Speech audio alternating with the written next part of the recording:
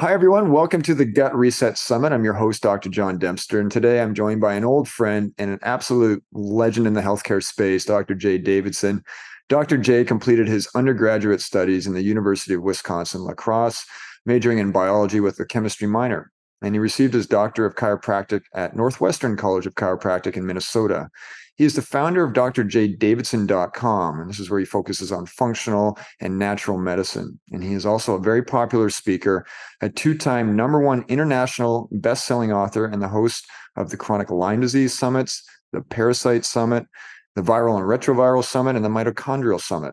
And he's also the co-founder of Microbe Formulas, where many of you might already be familiar with. But Dr. J, great to see you again, and great to have you on the Gut Reset Summit.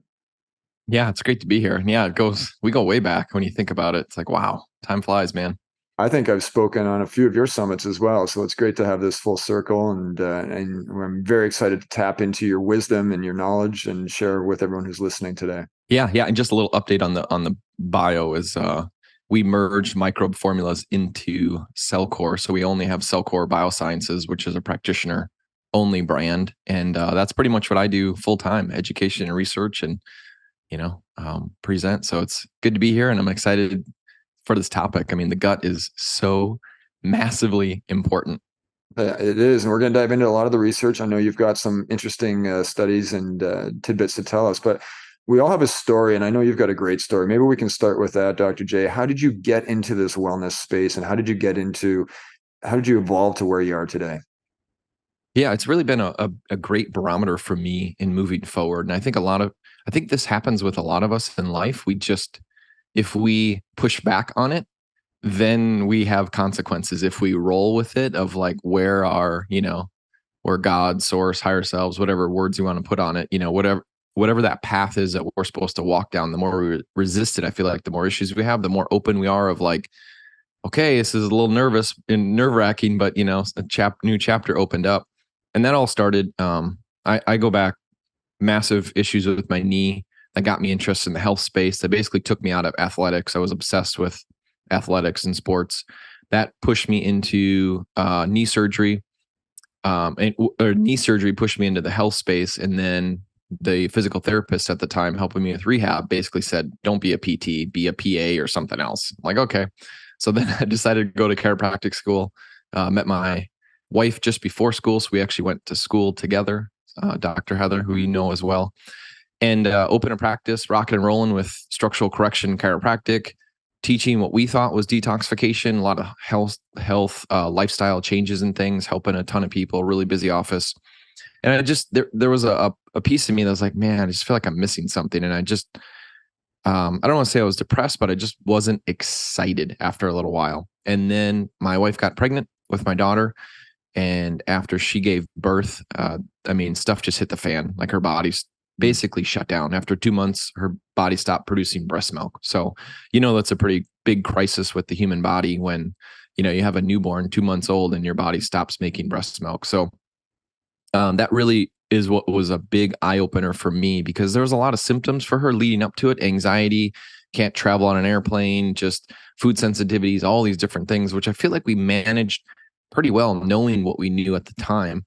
But once my daughter was born, it just like, everything got amplified and it was like crisis mode. And so there was many nights where I just didn't know if she was going to be alive when I woke up in the morning. It was a dark space, but I look at that and, look at my daughter as she's the blessing, the angel that allowed this whole, I would say, side to open up of functional medicine, chronic Lyme disease, detoxification, that then led us into, figuring out the radioactive elements, that led us into, the parasite side of things, the drainage piece, all these things that just didn't fit, the classic standard treatments in the natural space, just didn't work for my wife, was what allowed us to have breakthroughs. And I would say even the newest breakthrough that we just really figured out in the last 6 months, I should say the last maybe 6 months we've been talking about it, we've been working on it the last 2 years, but it's really like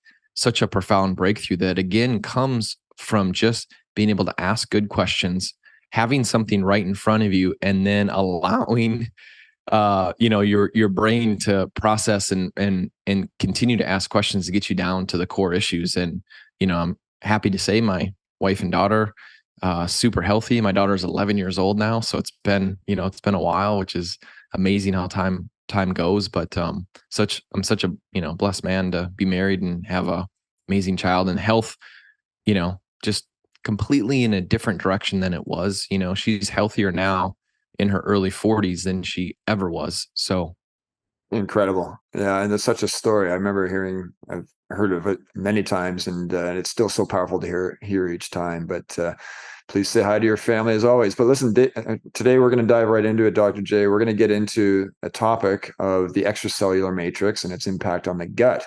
Now, can you tell us first off, if this is a new term to anyone listening, what is the extracellular matrix?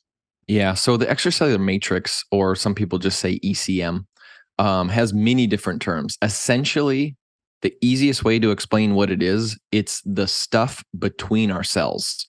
So if we're made out of, some people quote 70 trillion cells. The most recent literature I've seen says we have about 30 trillion cells and 39 trillion bacterial cells, roughly for an average adult. Well, that space that's between the cells is what's called the extracellular matrix. Some people call it the living matrix.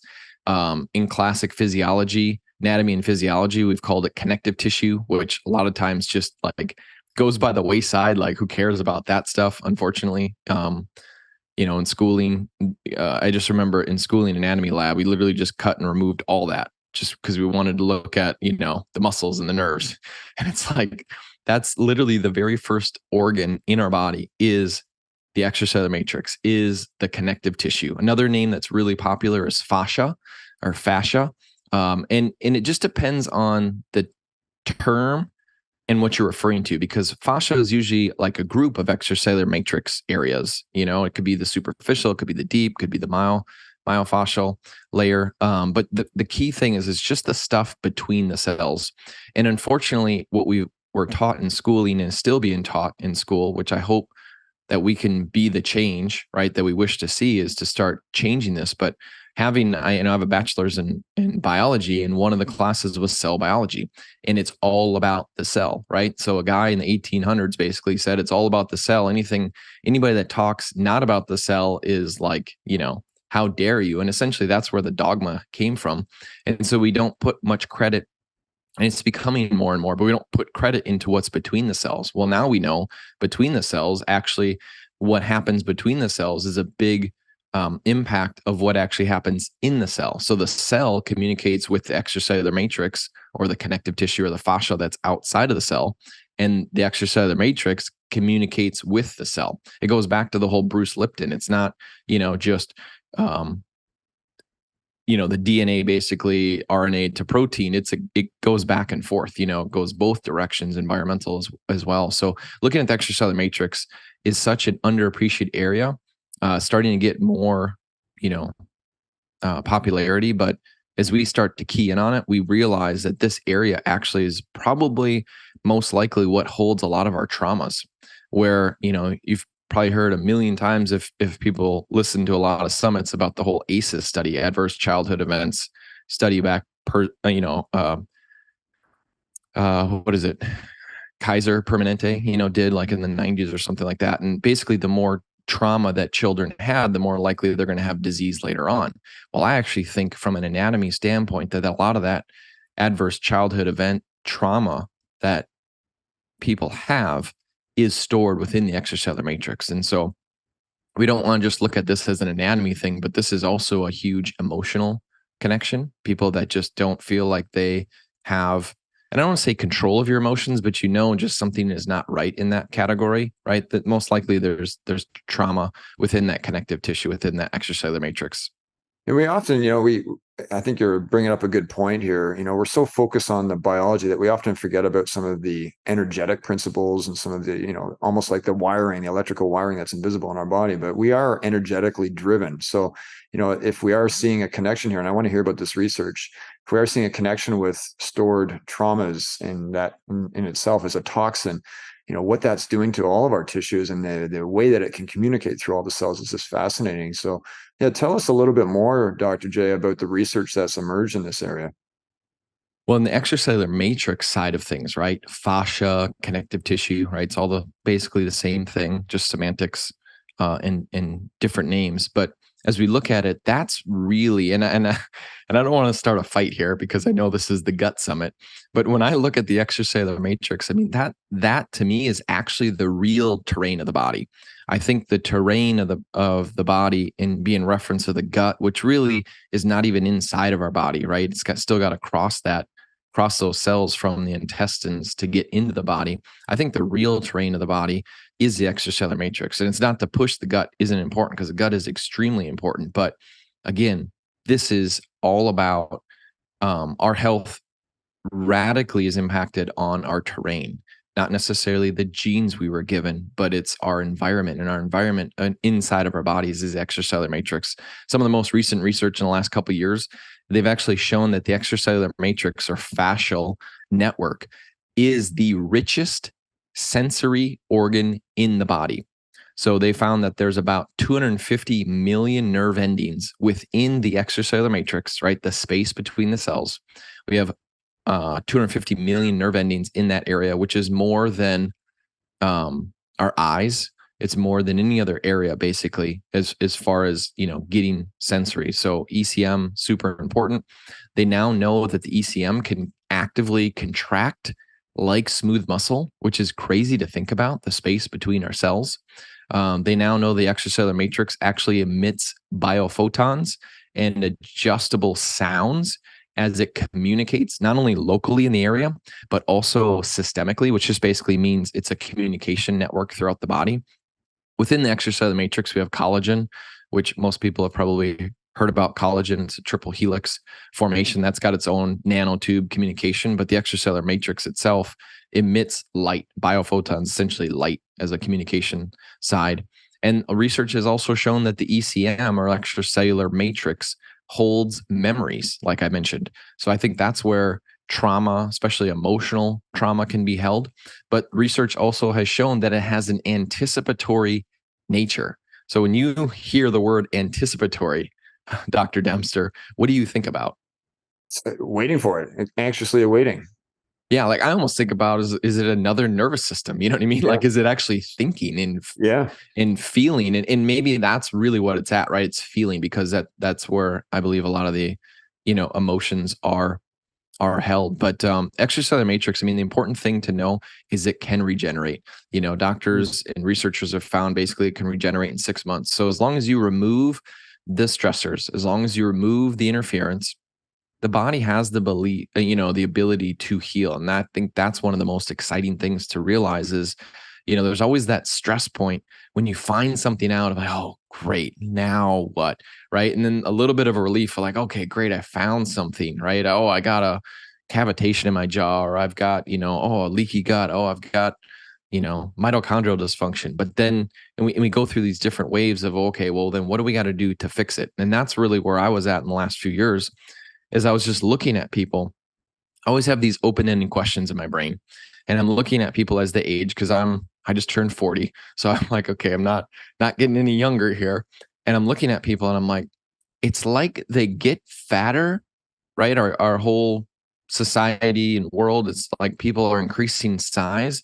But when I look at it, I'm like, it's not actually fat. It looks more like fluff. It Mm-hmm. looks more like fluid. It seems like it's more fluid retention.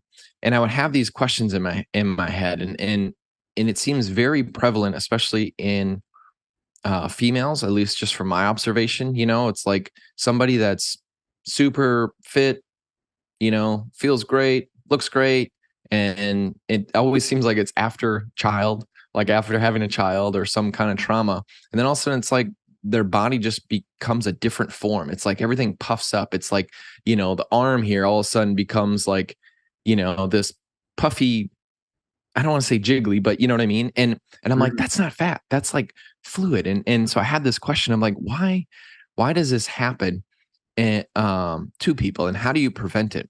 And I also had these questions in my head about chronic candida. It's like, it feels like if you, avoid sugar, if you get the radioactive elements, which most commonly, depending on the area you're in, if you're on the West Coast, it's uranium. If you're more in the Midwest or other parts of the States, it's radium in the water supply, which is basically just understand it's way more dangerous than any heavy metals because it's basically emitting ionizing radiation and you're drinking it. And when you do that, what happens is fungus, candida, is something that tries to help minimize the damage of the radioactive elements that are in your body. So realize, okay, cutting the sugar out, getting rid of the radium within your drinking supply, which is why I recommend distilled water, which I know is a heated debate in the water community all day long, but I'm fine having that debate. But removing the radioactive elements, then it's like, oh yeah, there shouldn't be any more candida. And I was still finding in some patients and clients and people that there was some low levels, still chronic candida. And I'm like, why is there candida still? If the diet is immaculate, if they don't have any, radioactive elements in the body, if they've really detoxed, you run the total tox tests and nothing shows up and all this. And then it just like hit me like a freight train one day. I was talking with our mutual friend, who's my really good friend, Dr. Todd Watts, and we're just talking through stuff. And it's like, all of a sudden it hit me. It's the extracellular matrix that's linked with all this stuff.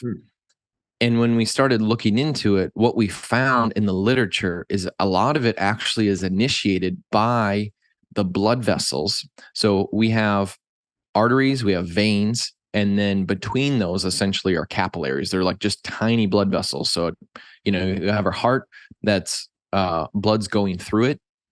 And then those go to smaller arteries that then go to smaller, it's like a tree branch, smaller and smaller branches out to the leaves. And you get to the capillaries where a lot of the actual exchange oxygen and things are taking place. And we have about 60,000 miles is what they estimate in the literature, 60,000 miles of blood vessels. And most of that is capillaries, these really tiny blood vessels, basically, 96, 97% they estimate is that. Well, what we found in the literature, which was backing up what we were finding clinically, was that basically when you have, let's say you get a mosquito bite, John, or you just have just a cute little reaction to something, your blood vessels the gaps between the cells, because they're called endothelial cells, which basically are the cells that the blood vessels are lined with. Well, what will happen is they'll start getting gaps in order to let out stuff into that extracellular matrix, into the connective tissue from the blood vessels, so that it can help do a job. This is what's called an acute insult, basically an acute stressor. And then what'll happen is little gaps will close back up. All is good, right? And what we found in the literature was going back to Guyton's textbook with anatomy and physiology, basically talking about how certain proteins and things will escape the blood vessels and get stuck in the extracellular matrix and then cause issues there. This is the same thing Dr. Samuel West had found and started a whole institute on, lymphology or something like that. He's now passed on. But then, so the research basically goes back to the 60s. I found research in starting from then and just kind of moving forward of like, is this still legitimate? Because that's so long ago. Have we learned something else? And basically what I found is all the research validates that, yeah, the cells in the blood vessels basically get what's called leaky blood vessel cells, right? Same thing as leaky gut, but it's the blood vessels themselves. Things sneak out of there that we don't want them to sneak out. Chronically speaking, like an acute thing we do, right? Mosquito bite, boom, have reaction, flush it out, move, clear, good. But here's the thing. Here's what I found with all of patients, clients, most people that are probably listening to the summit right now. You're in this, I've recovered some, or you're new to the journey in health, but you've had health issues forever, like this chronic illness. Anybody with chronic illness has chronic blood vessels that are leaking. And when it's leaking, it's constantly putting out proteins and other things sneaking through, right? So you have the gaps and things are escaping that we don't want, that then's putting it into the extracellular matrix, that then's clogging that up, that then the lymph, so you basically have lymph vessels right next to it that basically are the mop that kind of mop up the extra fluid. but then that backs the lymph up, and then we have more lymph fluid. And so essentially, and this is literature just in the last 2 years, basically, of the researchers saying there needs to be more research done on what is initiating these leaky blood vessels, and more importantly, what's going to actually remedy it. And so as we really uncovered this, what we found is that as we targeted the blood vessels to basically fix the gaps, because essentially in the literature, they said no energy is needed in order for plasma leakage to happen. So in other words, for fluid to leak out of the blood vessels, you don't need any ATP, you don't need any energy, like it's just going to happen. Mhm. And if you've had it chronically, it's going to stay that way basically forever. If it's leaking for a little while, like more than acute, doesn't seal right back up, it stays chronic. And so in order to actually close the gaps, your body needs energy and things to actually close that up, which I actually think we hacked.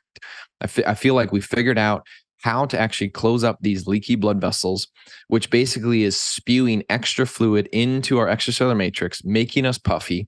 Every time you have more fluid in the extracellular matrix, you are basically losing oxygenation. You're losing the communication, right? It's a state that you just don't feel well, right? This is like that chronic fatigue, lymphatic system gets backed up and all this. So bringing this full circle, what we found is as we started fixing that, the gut had a major improvement. And I was like, why is the gut having a huge improvement? Because when you look at the gut, you have all these microvilli basically that are just lined with cells, single layer cells, and you got some, mucus and stuff out there. But inside, like these microvilli, the shag carpet, if you will, something that pops up is called a lacteal. It's basically a lymph, vessel, and that lymph's there to absorb fat-soluble fats and fat-soluble nutrients or vitamins, essentially. And then you've got inside that same microvilli in the shag carpet, you also have capillaries, right? You have veins and arteries, basically, that are a connection there. Because anywhere you have lymph, you have arteries and veins. Anywhere you have arteries and veins, you have lymph. Like they're all synonymous with each other. And what we were finding in our testing with those that had chronic candida is so inside the microvilli, like past the epithelial layer, but outside of the lacteal, outside of the lymph. So it's like kind of sandwiched between your intestinal lining and the lymph. There was a congestion happening. And that we figured out how, with our new product that we released, how to actually drain that. And we're trying to figure out, why is it impacting there? Because you have the blood vessels there. So I'm looking at this of like, wow, maybe this is really a massive breakthrough in natural health and functional medicine, is not only looking at leaky gut, which now, is now viewed at research wise as valid, right? Intestinal permeability, where 20 years ago, people kind of just laughed at you. It's like, oh no, leaky gut's a real thing. But what about leaky blood vessels that are right beneath the gut lining area? And I think that area, as we've targeted it, has made some massive impact with people's energy, with people's puffiness, with people's detoxification. We had a mold case that they were so sensitive, and they were on our binders, the carboxy, Tudka, and a couple other supports. And then when we added in the Drainage Activator, which is our new formula for this ECM lymph, leaky blood vessel, if you will, when we added that in, it was like, boom, everything cleared up, health changed. We've seen skin issues change. So it's like, wow, I feel like the big piece is looking at the cardiovascular system, right? We know the cardiovascular system is so important, but I mean, there's, in the literature, they don't know how many blood vessels are actually, lining the gut. It's a ton. They say there's about 60,000 miles in the body total. But I mean, the gut, as you know, John, it's vast. It's a huge area for absorbing nutrients. And if you're having constant leaky blood vessels, putting out plasma leakage, proteins, basically clogging that up, it only, to me, makes sense that, oh yeah, I could see that being some gut digestion problems, potentially even the bloating. I mean, that gets associated with what's inside the intestinal system, but I don't see why extra puffiness, swelling around that isn't going to impact that too. So Well, I'm glad you brought that up because I was going to ask, aside from energy and puffiness and, skin issues and so forth, what are some of the symptoms that you would see from a gut or digestive perspective? Is it the bloating? Is it more candida? Is it anything specific that you're seeing in your research right now that for anyone who's listening that has a gut issue, whether it be Crohn's, colitis, IBS, everything in between with the symptoms? Is there anything that's jumping out at you? Is that, hey, that's a red flag. We've got an ECM issue and we've really got or a lacteal clogging issue, and we've got to really start to address that. What are you seeing? Yeah, well, in the literature, they actually point right to the digestive conditions, ulcerative colitis, the Crohn's disease, Yeah. along with a bunch of other things. A lot of autoimmune different conditions are associated with basically these leaky blood vessels, which then clog up that lacteal absorption, lymph area, which then impacts the gut. So yeah, that the gut actually, that insult, they call it, basically like an insult, or the chronic leaking blood vessel cells, right? Endothelial cells are leaking chronically. And it's more common that it's not you're getting holes in the cells. It's more commonly 99% in literature, they're finding it's gaps between the cells that form and they stay formed. That those are linked right with the digestive issues. So, I mean, I don't think it's any more fitting to kind of bring this out to the world than on a summit like this, where this is so impactful, especially for digestive tract. And just backing up, in undergraduate and chiropractic school, we were basically I was taught that the lymphatic system, that really the lymph is about soft tissue, that you have your heart that's moving blood. And you notice I'm being very careful. I'm not saying pump because it's not, but I don't want to go down that route. But the heart's moving blood that goes from arteries down to smaller ones to get to capillaries, to then you have the exchange of oxygen, to then gets picked up by the veins and then back to the heart. Well, there's some spewage that happens from that, where basically plasma leakage will happen, and then the lymph picks that up. So what we've always been taught over the years is that the lymphatic is just that extra fluid leaking all over the body, and that's what makes the lymph up. But when you actually look at the literature, especially in the last decade, I mean, and this is cutting edge, that 80% of our lymph fluid that we make actually comes from the liver and the digestive tract. So imagine having any type poison, any type of processed food in the gut. It immediately cause insult to the gut, immediately affects the immune system, immediately causes more lymph fluid to be produced. So what happens when people have health issues is they get more lymph fluid, which is not good. And the quality of the lymph goes down, meaning that it gets basically just more watered down. So we want quality and less, because when we have more lymph fluid than cardiovascular fluid, that basically just jacks the body up. So we want more of a 2-to-1 ratio. And a lot of chronic illness people will have a 3 or even 4-to-1 ratio of lymph to cardiovascular fluid. And so when we look at the lymph fluid, it directly goes back to the gut. They say about 50% of lymph is made by the liver, which is pretty amazing. And then 30% is made by the gut. So anything that's happening in the gut is going to help, affect the body systemically. And anything that's impacting the lymph, or especially the blood vessels, is also going to impact the digestive tract, which I think is really this just huge monumental breakthrough. I actually have not felt this excited since TUDCA. Taurursol deoxycholic acid, bringing that out to the world, and the changes, noticed with people's health with TUDCA. I mean, this is like to fix leaky blood vessels. I mean, this seems so important for us to go down as far as a route medically wise, or alternative medicine wise, to continue to, dive into it to not only prevent chronically, but again, remedy. And I think we've figured out the remedy, but, time will tell. So are there any biomarkers that we can use from a lab testing perspective that would indicate an ECM issue, any sort of lacteal clogging issues? I know there's no pathognomonic test right now, but are there any tests that we can interpret accordingly? That's a really great question. I mean, the research they have is basically they're, using markers of what escapes, how long the gaps form. So it's not like a standard, lab test, at least that I found in the literature wise. Yeah, that's what I kind of figured. I think we're sort of in the TBD part of that right now, but it's more going to be looking at signs and symptoms and putting the map together. And and really treating that overall picture. And I think what you're saying, obviously it applies to the gut, but it applies to every tissue in the body, and every gland and every organ system is going to be impacted by this. So if what you're onto is, by the sounds of it, this is going to be very impactful.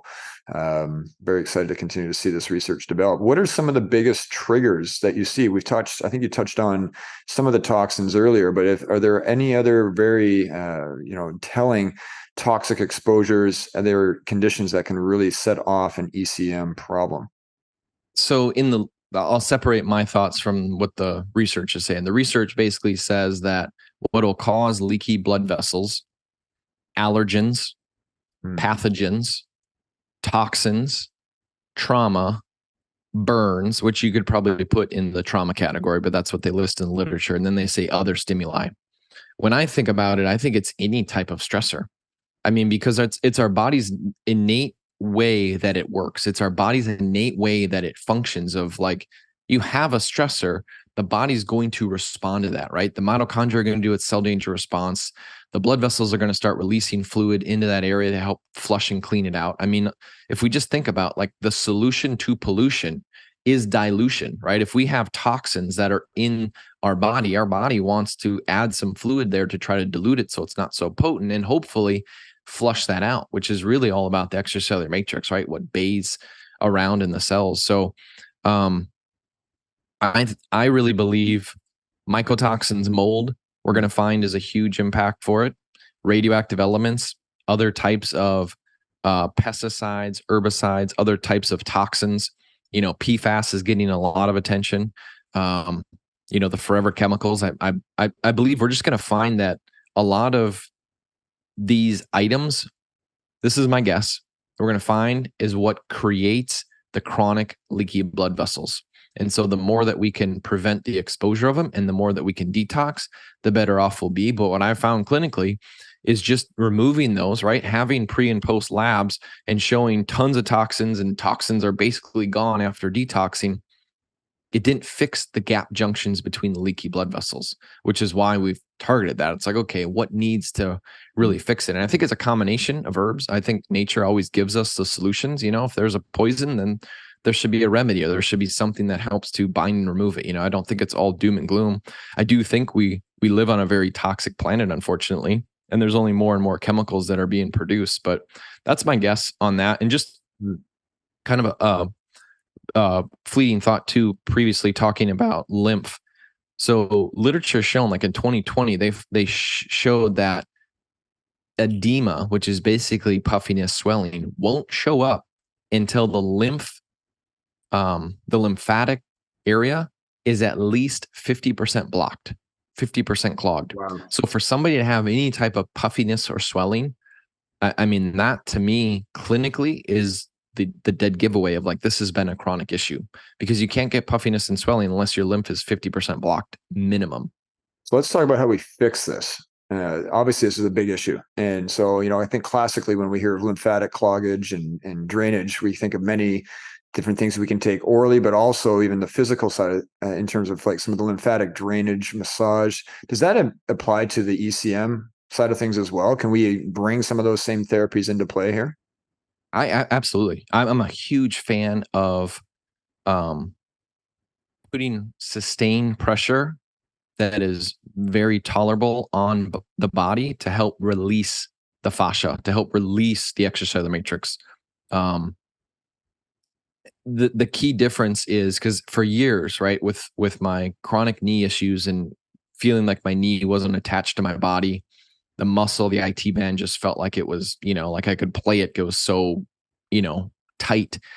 I'd want to take the biggest, strongest massage gun, hardest setting, right, and just annihilate it, right? The guy testosterone answer to everything. And what I found, besides it just hurting, was it just didn't fix it. And when I found the fascial release type techniques where you just take, it's not, it can be a lacrosse ball, or it could be, I prefer actually something a little bit softer than that, but laying on that, on finding a tender area, but where you can breathe and relax through it. Sustained pressure for 3 minutes is what helps to release. And what I noticed is a lot of actually a previous emotional, this is just my own life, just emotional stressors or traumas that I've went through, I was able to release by doing that. So I know there's a big connection with physical, fascial, extracellular matrix release and emotions. And then I think there's also, so I think the physical side, absolutely. And there's professionals that are trained in, right, different fascial techniques. There's professionals that are trained in lymphatic massage and moving lymphatics. There's technologies out there to help assist this. I'm a massive fan of all that. I think the number one thing, though, is minimize the exposure of poisons. And that usually is what you drink, eat, and breathe in. Those are the three main things. Obviously, what you put on your skin is another one. But if we can minimize the toxins we're exposed to, then the body can focus on what the toxins that are inside to remove them, to detoxify. And then as we're doing that, we can then focus on closing the gaps up. And the only thing that I found at this point is herbs, and the formula that we created called Drainage Activator is designed for that. And there's a bunch of different herbs in there. There's herbs in there that have been known in the Ayurvedic world for years, helping with lymphatic drainage, like manjistha. That's one of the main ingredients in the formula. Olive leaf extract is a great ingredient we found to work in there. Gotu, kola leaf is another one. Black cumin. Sometimes you hear it called Nigella sativa, but the actual seed form. We're a really big fan of fulvic acids to help protect these herbs and help to, if you will, shuttle them to the areas that it needs to be.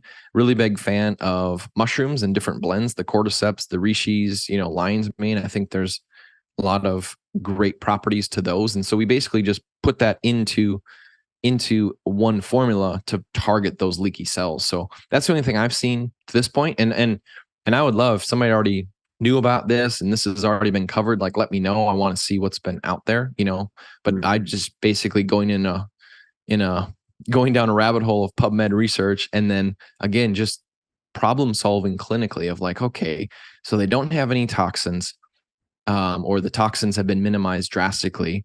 There's not a big pathogen issue.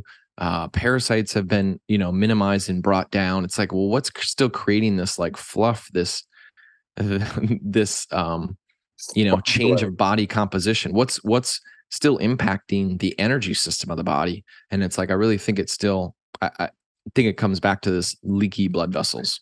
And what really hit home for me earlier is when you said how much nerve endings are in this ECM space. Like, this also makes me think, like, we've all always heard of there's 3 brains in our body, but maybe there's a 4th now. And this is so important and so fundamental, I think, to continue the research that you're doing in there. Is there any sort of diet that you would find, any particular type of diet that would be really supportive to heal in this area?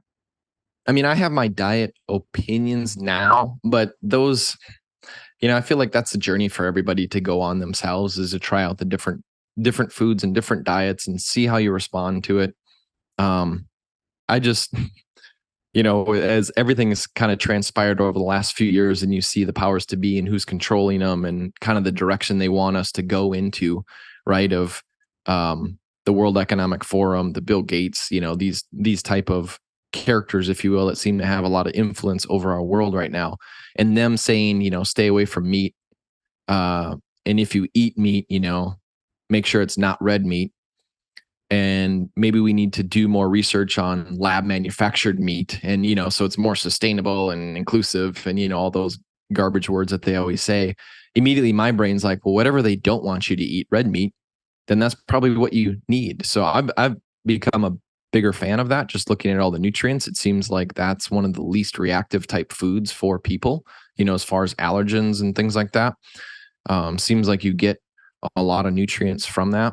But I mean, that's just my own, that's my own journey. Just, I love to be open to thinking, I don't know it all yet, and I'm open to experimenting, but it doesn't mean that anything somebody says I accept. I think we need to really go deep within our heart, depending on where we're at, and just look at, who's feeding the agenda. Because I also look at how many industrial engine lubricant oils we're consuming in our food supply. And that would be the canola oil, the soybean, the corn oil. I mean, all these oils that are, a lot of people call them seed oils or PUFAs and things like that. I mean, they're they not only oxidize in your body, but they're already oxidized when they're manufactured. They're already oxidized when they put into the food supply.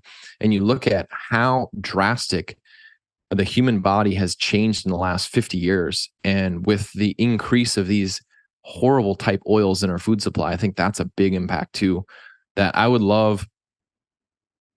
So as I talk through this, John, I think the seed oils, the industrial engine lubricant oils, because that's really what they are being put in our food supply.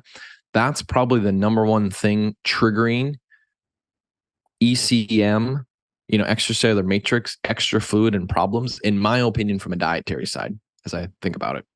And full circle for me, when I started my pre-med journey, one of the courses I was fascinated by clinical nutrition, and we were actually taught that PUFAs, these types of oils, were very good in the way of the future. And this is just, again, we've come so far from that, and why we have to stay on top of the evidence. We have to look at the literature. This is what you're doing. This is what a lot of docs are doing in this space right now, and we can't be swayed just by media and just by opinion. We have to look at facts. So that's what we're really trying to do, in events like this, is to share experts, literature and research like yourself, to really get that out there, because things change and they change fast, and data is moving really quick right now. We've got to stay on top of what that data means and how to interpret it. So thanks for always learning. I think that's really important. Now, anything else we need to learn from you today, Dr. J, in terms of, any other key takeaways from the extracellular matrix, the fascia, the lacteal clogging effect, anything like that? My number one tip is make sure you drink clean water. There's over 80 some thousand right now. It's over 86,000 plus chemicals that have been registered to the EPA. Hardly any of them have ever been tested, how they, impact the human body, let alone how they interact with other ones. The most advanced water testing you can get. So if you send your water in to see if there's any chemicals in it or anything bad, right? Bacteria, heavy metals, etc., maybe looks at 108, 130 at most of the 86,000 chemicals. So just because you sent your water sample in and it's clean, I mean, I learned this through the hard knocks, which is why I only drink distilled water. And then I actually add some double helix water to it right afterward just to energize it. But the number one way to mess your gut up, I think, is drinking water, right? I have my water bottle right here. Drinking water where there's poisons in it. And even when you switch, right? So tap water, like, I just don't drink tap water. No. Anything's better than tap water, right? I mean, do some type of filtration, but not all filtration is created equal. Distillation is nature's way that, it basically condensates from a lake or an ocean, evaporates, that then condensates into a cloud that then precipitates and rains on us. Obviously, the precipitation rain now picks the chemicals up that are floating in the air, but when you have a distillation unit, you don't have that. Drips through a carbon pond, gets all the chemicals out, and if it does it the first time, it gets it out the millionth time. Whereas regular filtration system of water, like, that media is eventually going to fill up. So, and this was just the mistake I'd made over the years, thinking that my water was good enough with a Berkey, or my water was good enough with an AquaTrue RO system. And every time every time I would test lab wise, it was fine. But then when I started getting interested in muscle testing and having other experts in the field test me, I was like, no, there's something in this water you're reacting to. And the only thing I could find that got rid of that was water distillation. So I think if you're constantly drinking poison, there's no way to have a healthy gut. And I think it's the water supply is a big key. And us as health advocates, especially, the person listening to the summit right now, you're probably like, yeah, I drink a lot of water. I just, pee it out. And it's like, well, maybe there's something actually in your water that's not helping you. So I encourage you, go down that route, look at that route. I don't have any affiliation. I don't own anything associated with water, but I can tell you that is a really massively impactful area to look down. Dr. J, this has been eye-opening. This has been amazing information. And thank you for, again, sharing your wisdom and your research. Where do we find you online to learn more about you? Well, if you're a practitioner, I'd recommend just go to cellcore.com, CELLCORE, cellcore.com, and just register as a practitioner.